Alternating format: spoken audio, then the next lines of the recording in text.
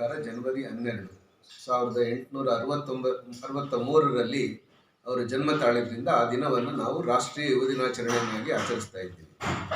ಆದರೆ ನಮ್ಮ ಪಂಚಾಂಗದ ಪ್ರಕಾರ, ಹಿಂದೂ ಪಂಚಾಂಗದ ಪ್ರಕಾರ ಈ ವರ್ಷ ಅವರ ಜಯಂತಿಯನ್ನು ಜನವರಿ 14ನೇ ತಾರೀಕು ಆಶ್ರಮದಲ್ಲಿ ಆಚರಿಸ್ತಾ ಇದ್ದೀವಿ. ಅವತ್ತು ವಿಶೇಷ ಪೂಜೆ ಮತ್ತು ಹೋಮ ಹವನಾದಿಗಳು ಕೂಡ ಇರುತ್ತೆ. ಪ್ರವಚನ, ಭಜನೆ ಈ ಕಾರ್ಯಕ್ರಮಗಳೊಂದಿಗೆ ಬೆಳಗ್ಗೆಯಿಂದ ಇದು ಸಂಪನ್ನಗೊಳ್ಳಲಿದೆ.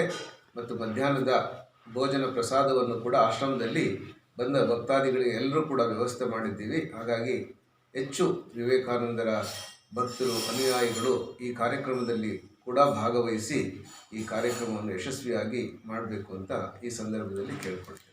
ಏನು ವಿಶೇಷ ಇರುತ್ತೆ ಅವತ್ತು ಬೆಳಗ್ಗೆ ವಿಶೇಷ ಪೂಜೆ ಮತ್ತು ಭಜನೆ, ಹೋಮ ಮತ್ತು ಪ್ರವಚನ ಈ ಕಾರ್ಯಕ್ರಮಗಳು ಬೆಳಗ್ಗೆ 9 ಗಂಟೆಯಿಂದ ತಾವೆಲ್ಲರೂ ಈ ಕಾರ್ಯಕ್ರಮದಲ್ಲಿ ಭಾಗವಹಿಸ್ಬೋದು. ಮಧ್ಯಾಹ್ನ 12:30, 12:45 ತನಕ ಈ ಕಾರ್ಯಕ್ರಮ ನಡೆಯಲಿದೆ. ನಂತರ ಎಲ್ಲರಿಗೂ ಕೂಡ ಭೋಜನದ ಪ್ರಸಾದದ ವ್ಯವಸ್ಥೆಯನ್ನು ಕೂಡ ಮಾಡಿದ್ದೇವೆ. ಮತ್ತು ಸಂಜೆ ಅವತ್ತು 6:30ಗೆ ಸ್ವಾಮಿ ವಿವೇಕಾನಂದ, ಆ ದಿನ ಸಂಜೆ 14ನೇ ತಾರೀಕು ಸಂಜೆ 6:30ಗೆ ಸಂಧ್ಯಾರತಿ ಮತ್ತು ವಿವೇಕಾನಂದರ ಕುರಿತು ಗೀತೆಯನ್ನು, ಹಾಡುಗಳನ್ನು ಅವತ್ತು ವಿಶೇಷವಾಗಿ ಹಾಡಲಾಗುತ್ತೆ.